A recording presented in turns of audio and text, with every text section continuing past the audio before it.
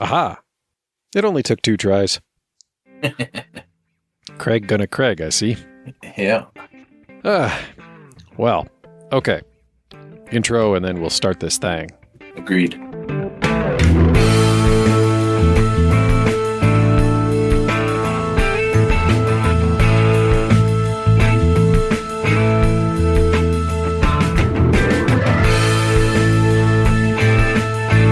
Well, welcome back to another episode of Scouting Stuff.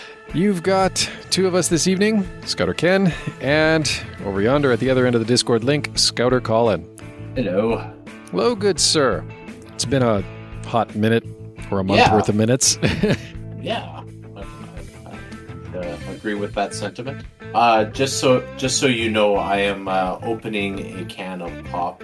It might sound like something, so I just Well, fair an aluminum warning. can sounds like any other, I suppose. There's a can of Diet Coke, just so everybody's aware. That's fine. Just run with it. Mm-hmm. Should do it like right in the mic, just like be as obvious as possible. So, what's new? What's new? What's shaking? Yeah. So it's still a pandemic and we're still under restrictions. It's not a total lockdown, but we're still under restrictions. And yet I don't think I was this busy before COVID. It has been nothing short of like nuts the last little while. Are you referring to like everything you do globally, or are you just referring to like your scouting Just life? everything. Yeah. Like I mean, it's kind of been this way since the start of the year, but like just it has between work and scouting and home and just everything has like I don't know. I'm really struggling to like stay on top of all the stuff that has to get juggled. And this is really baffling to me because in theory there's less of it. And yet here we are. Somehow there's more of it. Yeah, like it's just been, I have really like just kind of been keeping my head above water, but only barely. It's been quite a tense few weeks. And I mean, a lot of that actually has come down to, work. And we talked a little bit about that previously, like when I was out in Moose Jaw, right? And, some of the projects that I'd taken over, coworker leaving, things like that. Some of those are still ongoing. Some of them are wrapping up. One of them is having an emergency meeting tomorrow now. So, good times. I know. I've got my next set of marching orders. I'm going up to Scenic Firebag. Oh, lucky you. Right? Actually, this is the one site up there that I've never been to yet, so it'll be new for me. It's the same but different. How long are you staying up there? About a week. Yeah. Yeah, I shouldn't be there longer than a week. Do you have to COVID test before you go up and all that good stuff? They didn't ask. No. Oh, interesting. At least I should say they haven't asked yet. There's other site training that I have to do, but that's more like H2S awareness, nitrogen awareness, etc. Yeah. The things typical of going into an oil and gas site. Yeah. I wondered about that because I know some camps up there, in order to go up, you have to COVID test before you. Or maybe I'm just recalling my information incorrectly. Or it may have been the case at the time, but has since been relaxed. Or I'll get an email next week saying, "Oh, by the way," just in case you didn't know, you need to get your brain tickled. Yeah. So we'll see. I got a couple of weeks before that's a reality. Okay. So they've already booked my plane ticket, but yeah, it's I'm not flying out for a couple of weeks. So I get to, be at home for Holy Week and kind of just post Easter and yeah. So, hey. And yeah, that's kind of been it. How about you? What's been news? Not much. Just working. Just working. that's about where I'm at. Well, I do have one question because like we tried to do, or we had planned to do a recording. We're recording this on Thursday evening, but I'm hoping I can get it out on Friday. Yes. We had planned to record on Tuesday evening, but you were at a biolab? So my partner Cindy, she's taking university courses, and one of them is bio Bio 107, I think, is the technical level of the course. And because it's online learning, the way they handle labs right now is you watch somebody doing the lab, and then you have to write up the report at the end of it. So Okay. that's how it's gone on. But they've changed it slightly. Well, they've tried to make the lab one you can do at home. So we're doing some home lab experimentation. So science in the home, and it is essentially mixing yeast and sugar and figuring out what ratios give you the best or the happiest yeast, apparently. So by producing carbon dioxide. Ah. I was roped into being the lab assistant. Mostly well, this because of my rugged good looks and my ability to mix, water and sugar. and your talent for late night McFlurry runs. Yeah, yes, and the reward for being the lab assistant was I got to run out and get a McFlurry for both of us. So there you go. There are some perks to the job. A few. It turned out it was my treat, but semantics. Well, yeah, because you're the lab assistant. Yeah, that's. So yeah, that's kind of where I've been at, brushing up my university or my post-secondary biolab skills. Well, yeast, sugar, water, figuring out where your yeast is happiest, that's something you can pivot to all kinds of fun at-home projects. Oh yeah, no, it's the start of a lot of brew your own booze kits. well, that, but even I was thinking, tonight I was sitting at the dinner table and evidently Juliana had just heard about the concept of deep dish pizza. Mm. So now there's a request because we have several, as I'm sure many families do, we have several themed meals throughout the week. Mm-hmm. Fish on Fridays, Taco Tuesdays, Thursday nights are usually breakfast for supper, that kind of stuff. Oh, yeah. Nope. And among the other themed items is Saturday lunch is pretty much always homemade pizza. So, having heard about deep dish pizza with its incredible crust to toppings ratio heavily tilted in favor of crust, mm-hmm. I'm sure all listeners are familiar with this concept, or the vast majority of them at any rate are familiar with the concept. But she had just heard about it. Evidently her teacher had been talking about it for whatever reasons. And so she's like, oh, we have to make this now. This has to be our lunch tomorrow or on Saturday. So, you need a lot. You need very happy yeast to do an effective deep dish. Yes. Okay. Sorry. My. Oh, no. Come on. I was razzing you about this on Tuesday. I'm just like, what, you got a wine kit at home? That's maybe that was why I was predisposed to that is because you were telling me that I should be brewing stuff on Tuesday. Yeah, well, it definitely, it does lend itself to that as well, for sure. Although, man, you got to be careful with that. There's another story involving some blackberry mead that my sister acquired for my folks, where they had not been quite as thorough. The brewery, the meadery had not been quite as thorough as they should have been with the step in the winemaking process where you're supposed to kill off the yeast. Mm-hmm. So it was kind of bubbly? Or did it explode? There you go. There it is. Yeah, it continued to produce because, and as you were saying, right, it produces carbon dioxide. Mm-hmm. And so the yeast that was still in the bottle kind of just merrily continued producing carbon dioxide. And there it was in my parents' wine rack, which is in their dining room, which is in one of the areas of their house that has nice white carpet. And this is blackberry mead. Whoa!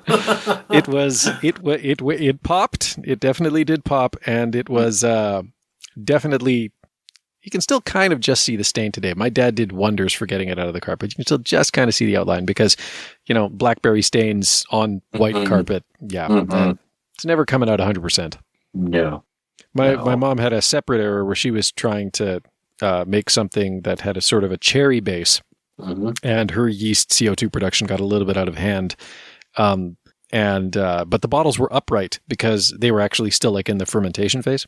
So they just blew the cork out the top, or well, actually, she had like balloons over top. Oh, but anyways, yeah, they still blew out, and so the dining room. It was a little bit early to be decorating for Halloween, but it had a certain theme to it. There was a certain theme, yeah. Anyways, this being a scouting podcast, we should probably get off of the topic of libations. I don't know if I need to apologize to any listeners out there, but I'm sure the adults in the room are having a chuckle. Yeah. Those that brew their own beer and wine could probably relate. Yeah, I'm sure that amongst the scouters there are people who make all kinds of wonderful things at home, whether that's canning or jerky or So, anyways, although the topic that I did want to cover tonight it's not obviously about beverages so much, but it is about food.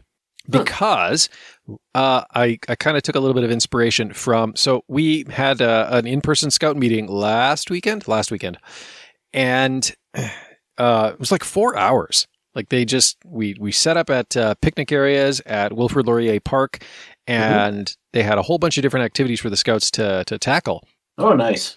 Yeah. And I got to go along, and it started in the morning, ended in the afternoon. So of course it straddled the lunch hour. But of course, with the restrictions that we're under in Northern Lights Council, modified stage 2, for those of you following Scouts Canada's 5-stage pandemic response plan, we aren't allowed to do like shared meal prep, right? Couldn't like fire up a camp stove and have everybody, but equally, couldn't have everybody like just make a big meal together and whatever. But equally, didn't want it to just be boring old, well, everybody just like bring a sandwich or something. We were at Wilfrid Laurier Park. We were at the picnic sites. We had big fire pits. So we lit massive fires in both fire pits and loaded them up with a lot of wood and let it burn down while the scouts were doing their morning activities. Left ourselves with a nice bed of embers. And the challenge to each scout was to bring a meal wrapped in foil that would then be set atop the embers to cook. So I thought we might explore this particular method of cooking meals, because it's one of those things where if you do it right, it's a gateway to like some ludicrously delicious camp eats. And if you do it wrong, it's really quite unpleasant. So, what are we talking about here? Essentially, those of you who've cooked over a campfire know well enough. I mean, the flames are nice if you want to blacken your marshmallow. And you can do a hot dog over a fire that doesn't have a ton of embers. Actually, it was kind of funny because rewind. So that same Saturday, where I live, the city council has normally to have any kind of fire pit, you would need a permit here, right? In St. Albert. But the city council has actually relaxed that restriction on Saturday nights. You're allowed to have if you have like either a propane fire or like one of those metal fire pits, you're allowed to set that up on your front driveway. No permit required. Saturday evenings only. They started this back on Halloween, and it's kind of been a thing more or less since then.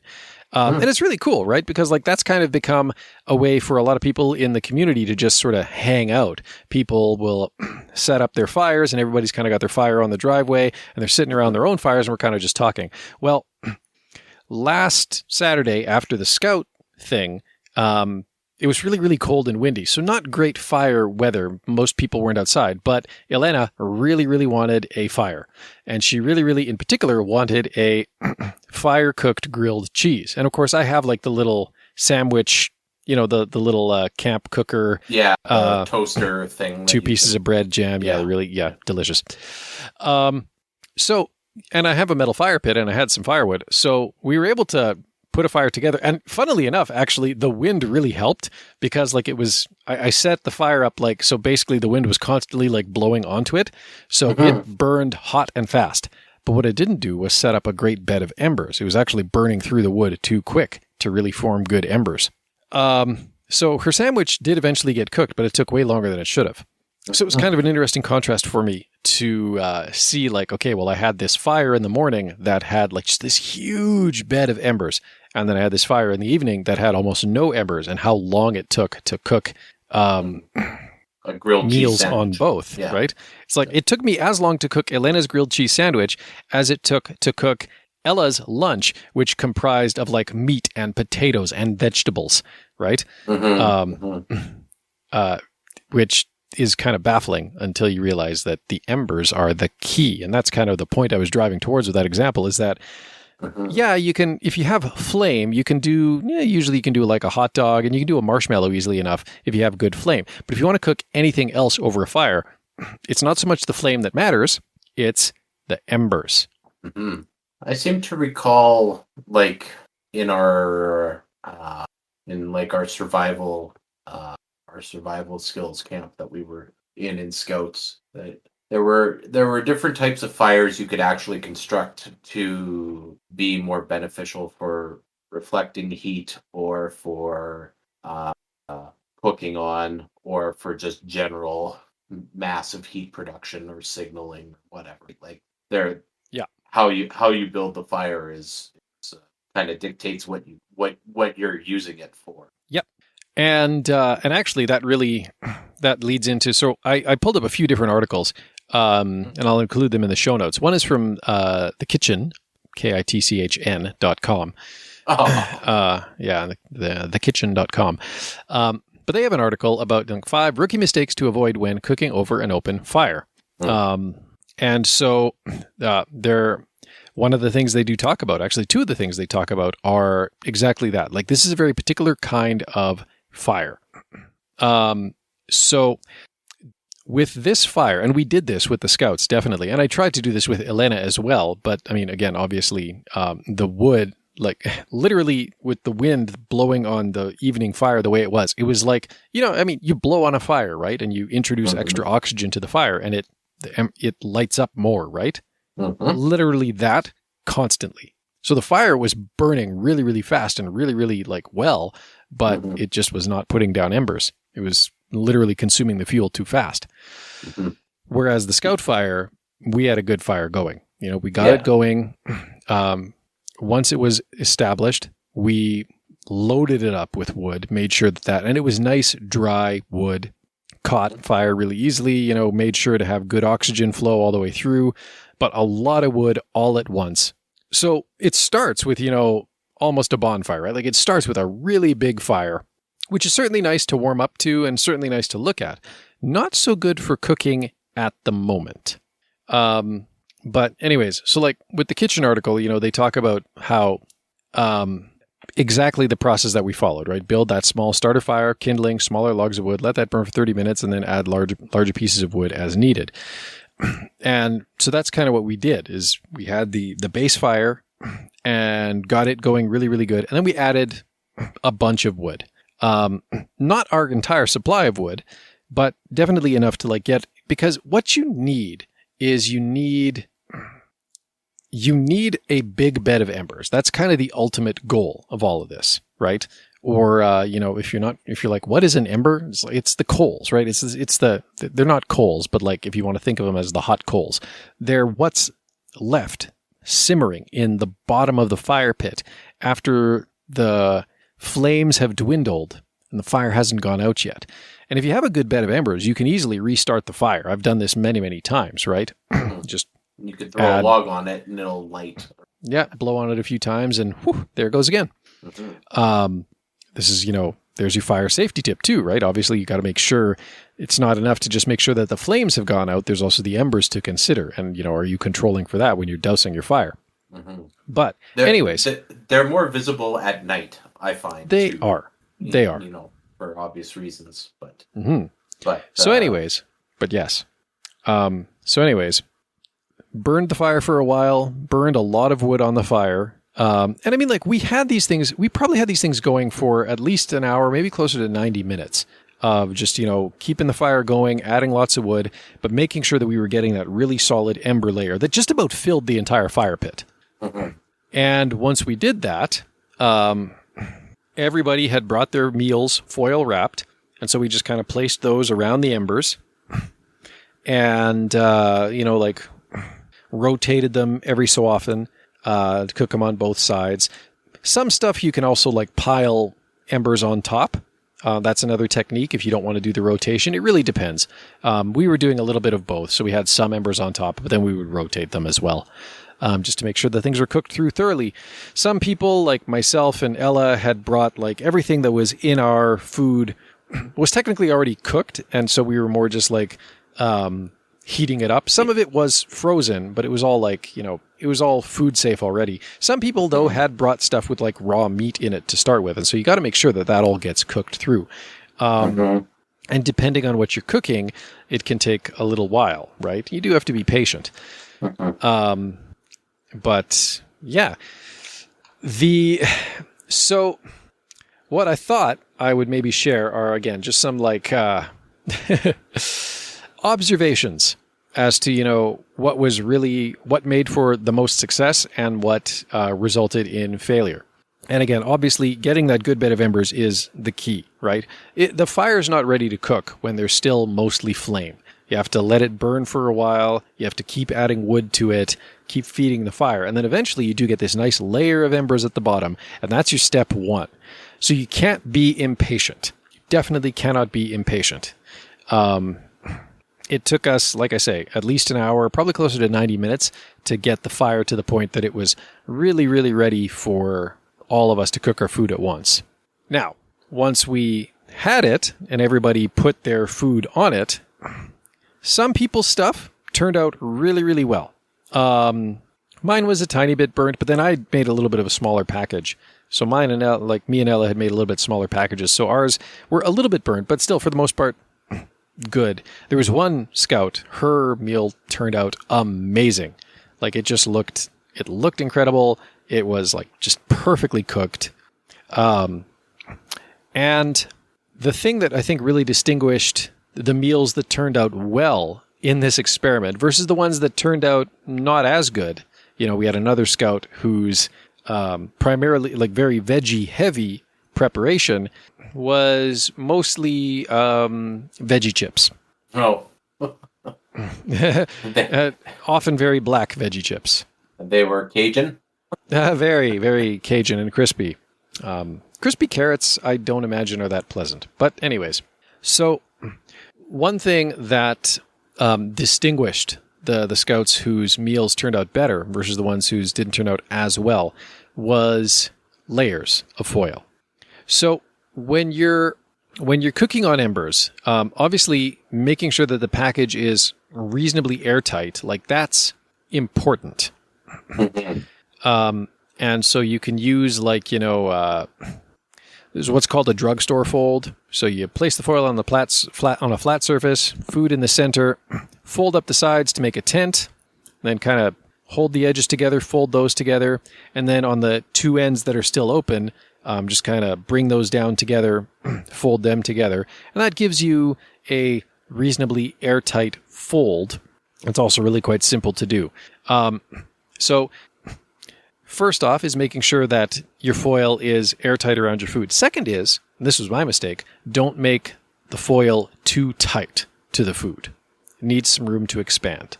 The third step, though... Airtight, but not taut. Exactly. Airtight, but a little bit loose around the food to give some room for expansion. Because you're heating it up, right? Yep. Hot air, hot liquids, they all expand. Science! Science! Yes. Or science. Thermodynamics. So yes. But the third thing that really, I think, made the scouts whose meals turned out the best, I think the thing that set them up the most for success was layers.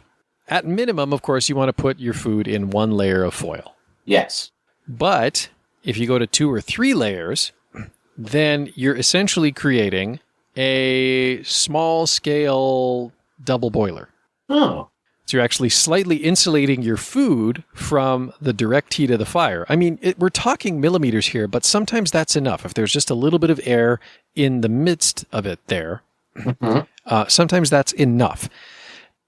You're slightly insulating your food from the direct heat, and you're creating a situation that allows heated air to sort of circulate around your food.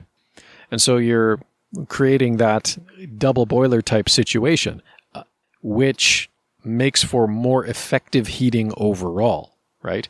Get a little bit more even heat around your food. Your food is slightly off of the direct heat. Again, it's a matter of millimeters at best, but it's enough. So you tend to get less charring, and you tend to get more even heat, and you just tend to get a little bit better result. And that certainly bore out with the meals that we saw that I saw with the scouts on the weekend.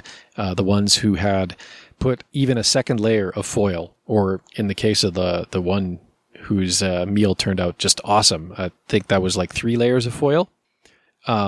But yeah, that definitely made a significant difference versus the ones who had only a single layer.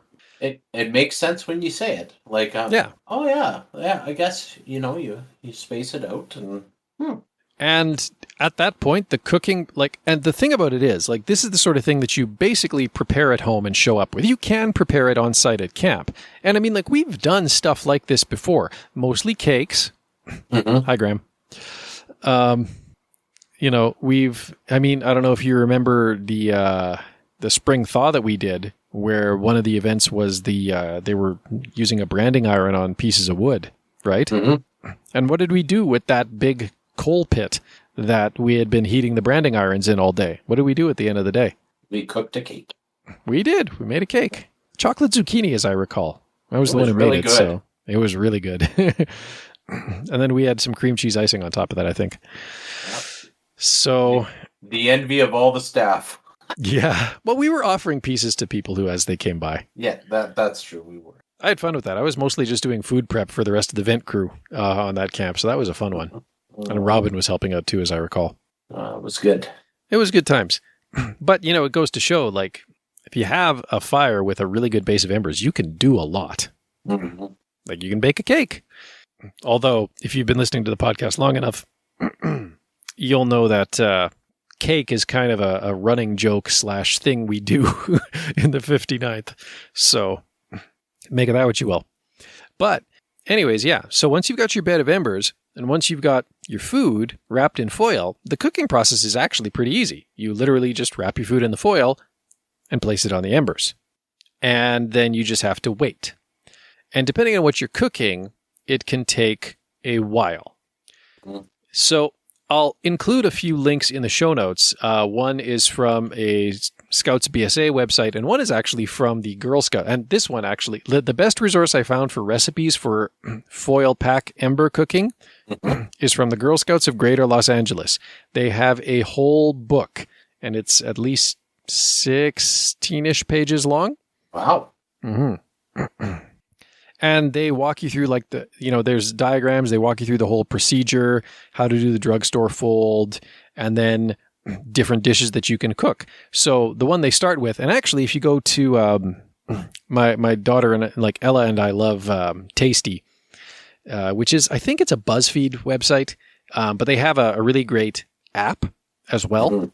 Mm-hmm. And so you can just open the Tasty app, and it's just videos of food being prepared. It's wonderful. Unless you're really hungry, then don't. But one of the recipes they have, I'll see if I can find it, and I'll include a link in the show notes as well. One of the recipes they have is here also in the Girl Scouts of Los Angeles cookbook, and it's the Girl Scouts call it the American Foil Dinner. And so basically the idea is what you're putting on your foil in order is basically potato, carrot. The Girl Scouts had onion. I don't think that's in the Tasty video. But you got potato, carrot, optionally onion, seasoned, of course, salt and pepper. And then on top of that, you put a just like a thick patty of ground beef. Then you drugstore wrap that, and you cook it for about 30 minutes, turning it once. And that's sort of, the basic idea there, right? Because and it's got a little bit of everything, right? It's got some potatoes, it's got some vegetables, it's got meat, and it's got that cooking time, 30 minutes on the embers to cook that through. But you can do lots of things. And I mean, like, this recipe book just goes on for 16 pages, sausages and bacon and cheese dogs and stew and all kinds of crazy things that you can cook over a campfire, just by wrapping it in foil and placing it on the embers directly. You can also cook above the embers, right? Like if you have a grill, you can cook above the embers, although that'll take longer because now you're dealing with indirect heat. And it's not just limited to main dishes as well. Obviously, there's a potential here for any number of desserts to be prepared as well. So I'll make sure that links to all of those are included in the show notes. But like we haven't done, that's one thing that we didn't do a ton in Scouts was foil cooking. I know Scouter Jeff introduced us to a little bit of it. I think that was post CJ97 when we were doing a little bit of canoeing, and he had caught a fish, and so he, prepared it, and we cooked it over the campfire in foil, and it was really quite tasty. I don't know if we've done too much else, but like what Ella and I did for the weekend, we had some leftover chicken in the fridge, so we grabbed that. And we had some fresh cilantro, cut up some peppers and onions, chopped all that up really fine, mixed it up in a bowl with, just sort of went with like a sort of a Mexican type spice palette. So you get some cumin in there, oregano, paprika. We had some ancho chili powder, salt, garlic, onion, that kind of stuff. And then layered that over. Like, so at the base of the foil, like at the base, I put down, I didn't want to mess with like just potatoes, mostly because I didn't have too many on hand. But we did have some fries left over in the fridge, or in the freezer rather. Oh, okay. So just laid down a bed of fries, put a bit of cheese over top of that, and then put the veggie and meat mixture that we'd whipped up over top of that, wrapped it all up, and that was our meal. And I mean, it turned out really, really good. Like the nice thing about the foil cooking, and then when you rotate it, of course, if you got a good airtight seal, all the juices are there, from the veggies, from the meat, everything, it's there. So it's kind of just steaming and stewing. Mm-hmm. The flavors all combine really nicely as you rotate it in the fire. It's just, it's lovely.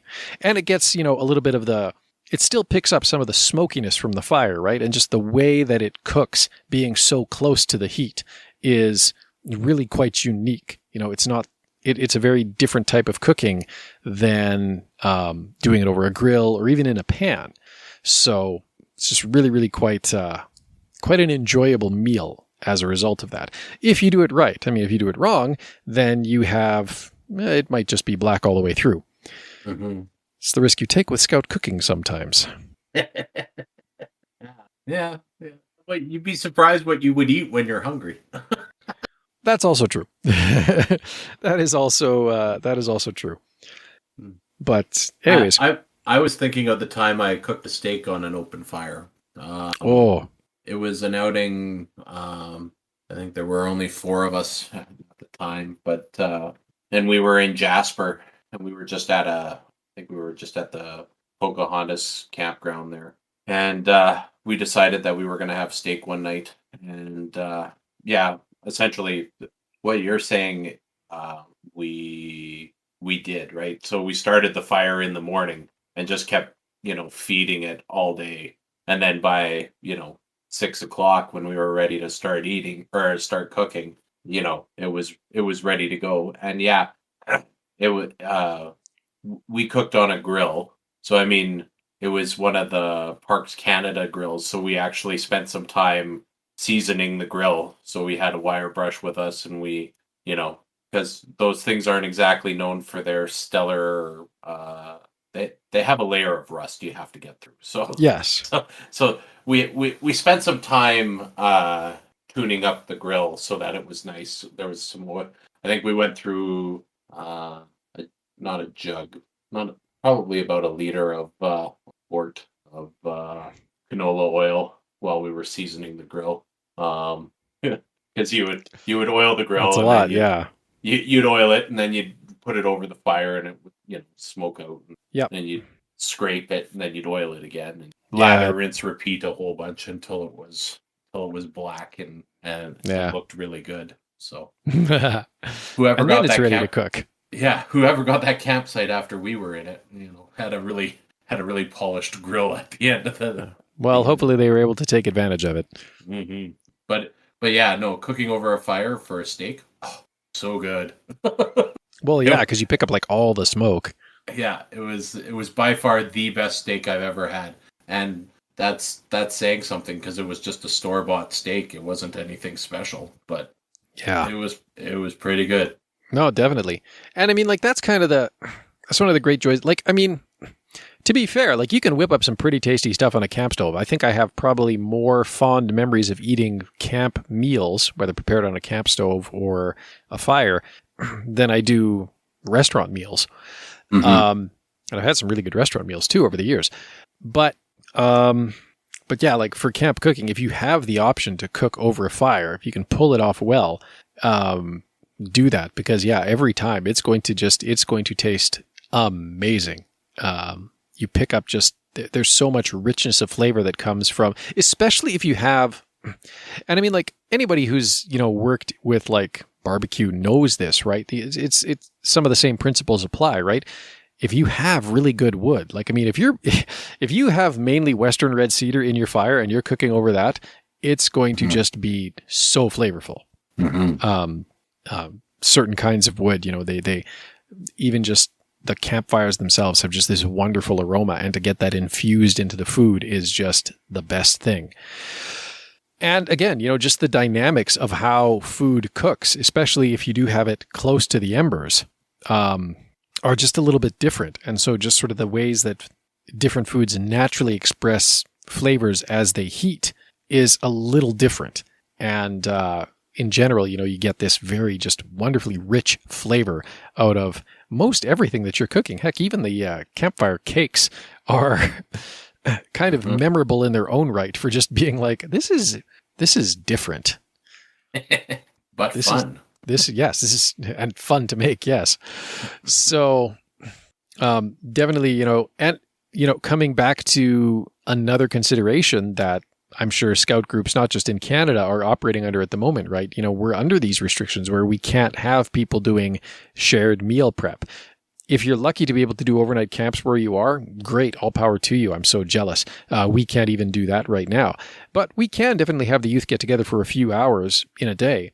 And this was a really great opportunity for them to still do some kind of meal prep at camp, but in a way that was safe under the restrictions that we're operating under, but still communal in a way, and still done at camp or at, the event that we were at, right?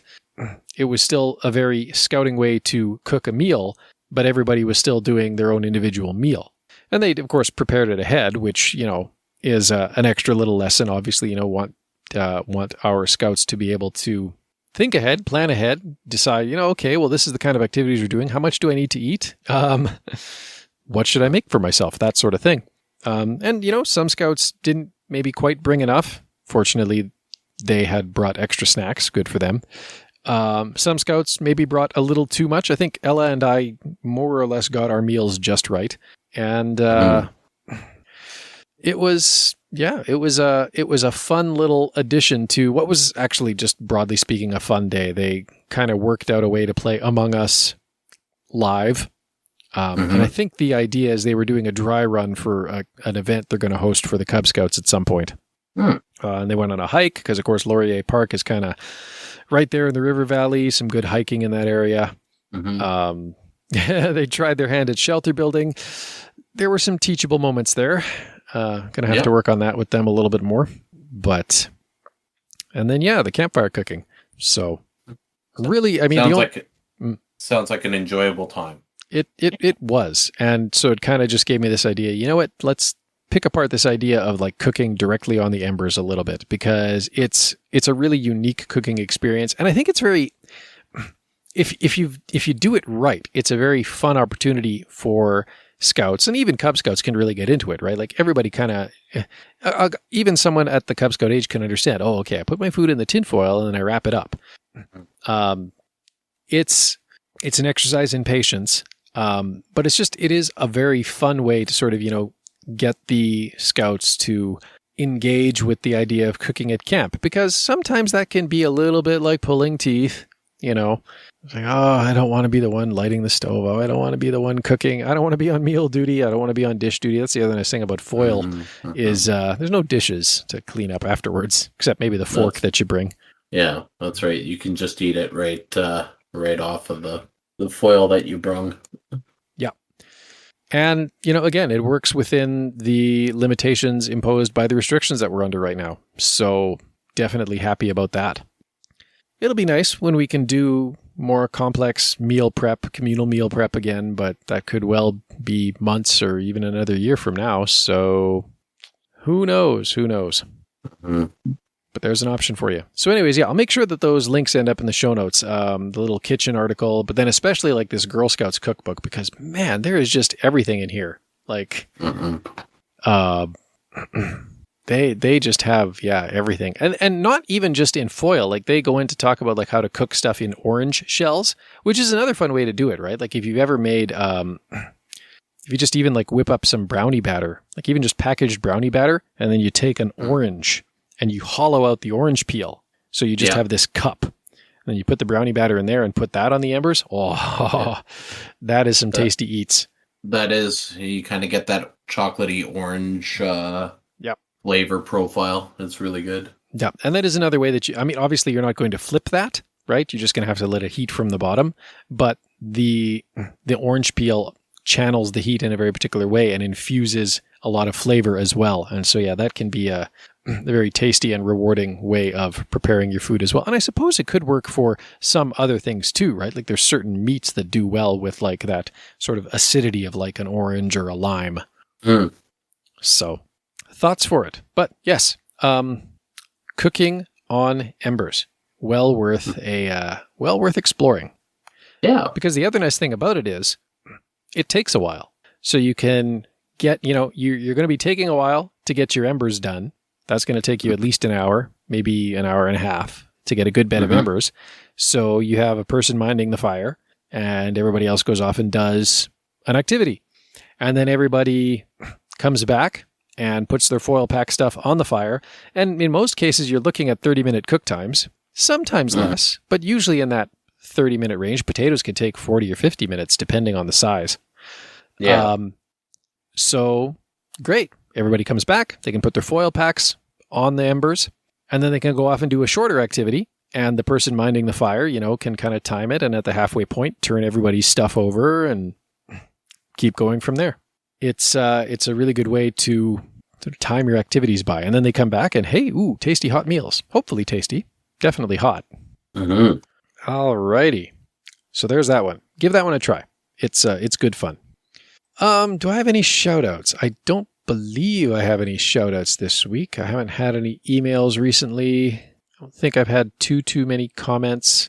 I know on the Facebook page, like I did actually post a photo, on Instagram and Twitter and the Facebook page, I posted a photo of the cooking, and a couple of people, Chris McKagan, Sarah Donovan, hey to both of you. They both kind of commented. Actually, sounds like Chris's group had done something similar the weekend prior to ours, so that's awesome. There you go. So yeah, I don't think I have any other shout-outs beyond that, except of course to our friends at Scouting Radio for rebroadcasting our episodes to their worldwide scouting audience. If you're listening to us on Scouting Radio right now, and especially if you've been listening to us for a while, if you haven't subscribed yet, please do consider doing so.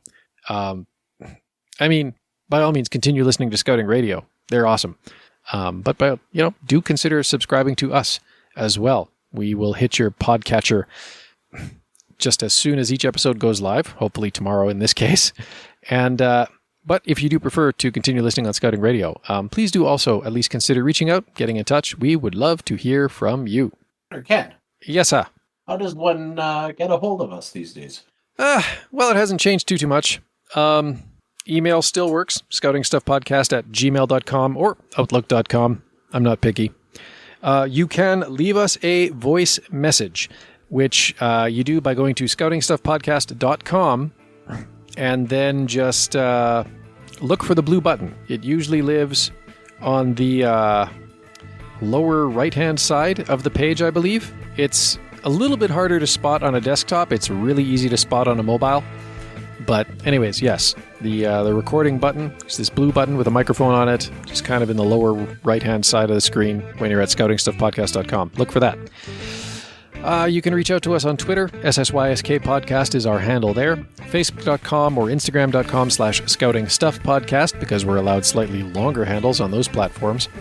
And of course, you can join us on our Discord server here, or you can leave us a review. And actually, this has changed a little bit, because now you can just go to scoutingstuffpodcast.com/reviews. Or if you just go to the main page in the top bar link, there'll be a reviews button.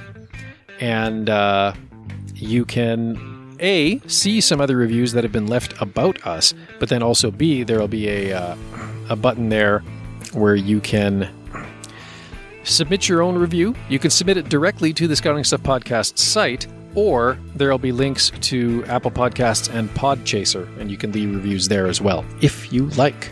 But anyways, it's all driven through the website now, so there you go. And that's about it. Excellent. Mm-hmm. Well, that was a good topic. I like it. Mm-hmm. Ember cooking. It was I'm hungry now. Food-based. Yeah, I was just going to say, I don't know. I'm feeling kind of peckish, actually. Well, I'm going to have to whip up a snack here in a little bit. My wife's on her way home from her shift now, I assume. So. Well, that's an excuse to feed you, too. Yeah, there we go. All right. Well, thank you for coming on tonight to call in. Glad we were able to make this work this week. Me too. And thank you out there for listening. And until next time, be prepared.